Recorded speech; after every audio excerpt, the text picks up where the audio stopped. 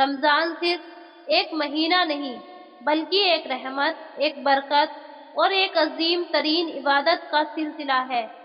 آج ہم اس سفر کی کہانی بیان کرنے جا رہے ہیں جو اسلام میں پہلے روزے کی شروعات سے جڑی ہے۔ وہ پہلا روزہ کب رکھا گیا، کس طرح اللہ کی طرف سے یہ عبادت فرض ہوئی اور ہمارے پیارے نبی صلی اللہ علیہ وسلم نے اس مہینے کو کیسے منایا، یہ ایک بہترین طریقے سے سننے اور سمجھنے والی کہانی ہے جو آپ کے دل اور دماغ پر گہرا اثر چھوڑے گی۔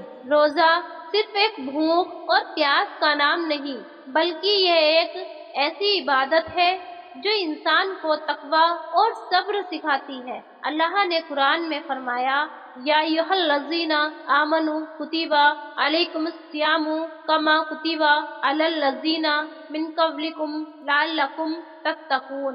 اے ایمان والو، تم پر روزہ فرض کیا گیا ہے جیسے تم سے پہلے لوگوں پر فرض کیا گیا تھا تاکہ تم تقوی اختیار کرو۔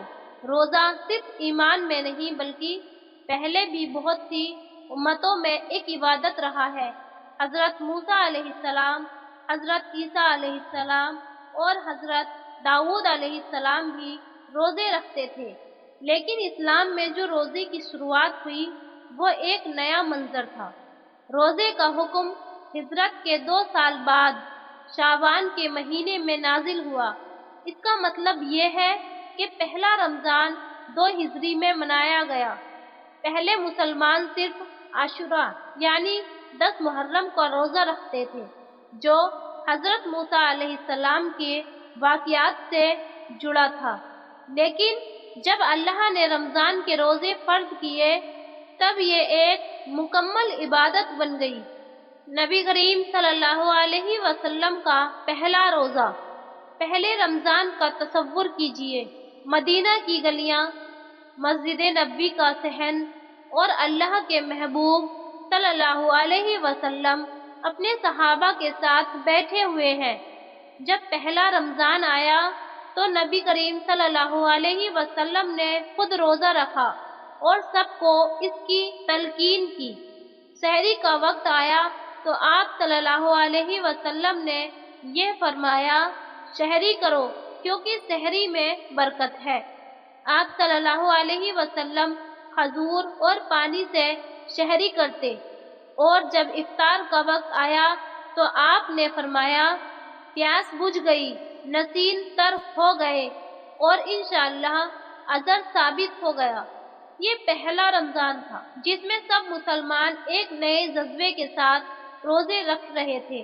حضرت بلال رضی اللہ عنہ جو اسلام کے پہلے مؤذن تھے، روزے کے دنوں میں بھی اپنی عظیم آواز سے اذان دیتے۔ حضرت فاطمہ رضی اللہ تعالی عنہا اپنے گھر میں روٹی پکاتی مگر خود صرف پانی سے گزارا کرتی۔ صحابہ پہلے بھی بھوک اور پیاس سے گزرتے مگر ان کا جذبہ کم نہیں ہوتا۔ پہلے رمضان کا سب سے بڑا واقعہ غزوہ بدر کا تھا۔ یہ وہ جنگ تھی جو اسلام اور کفر کے درمیان فیصلہ کرنے والی تھی اور یہ رمضان کے مہینے میں ہوئی۔ مسلمان بھوکے تھے، پیاسے تھے، مگر پھر بھی انہوں نے صبر اور ایمان کے ساتھ یہ جنگ جیت لی۔ اللہ نے قرآن میں فرمایا، اللہ نے تمہاری بدر میں مدد کی جب تم کمزور تھے، اب تم اللہ سے ڈرو اور شکر گزار بنو۔ روزہ صرف بھوک اور پیاس نہیں، یہ صبر ہے، یہ تقوی ہے، یہ اللہ کی عبادت کا سب سے عظیم طریقہ ہے۔ لیکن آج کا مسلمان موبائل، سوشل میڈیا، انٹرٹینمنٹ میں مصروف ہے۔ کیا ہم واقعی روزے کے اصل مقصد سمجھ پا رہے ہیں؟ ہمیں چاہیے کہ ہم نبی اکرم صلی اللہ علیہ وسلم اور صحابہ کا طریقہ اپنائیں تاکہ ہمیں بھی وہی روحانی اور برکت ملے جو انہیں ملی تھی۔ دوستو، آج جو کہانی ہم نے سنائی وہ صرف ایک کہانی نہیں بلکہ ایک مثال ہے۔ روزہ صرف ایک روایت نہیں بلکہ ایک امتحان ہے جو ہمیں اللہ کے اور قریب کرتا ہے۔ یہ مہینہ ہمیں معاف کروانے، بدلنے اور بہترین انسان بننے کا موقع دیتا ہے۔ اگر آج ہم اپنے روزے کی اصل روح کو سمجھ لیں تو ہماری زندگی بدل سکتی ہے۔ تو آئیے اس رمضان کو اپنی زندگی کا بہترین رمضان بناتے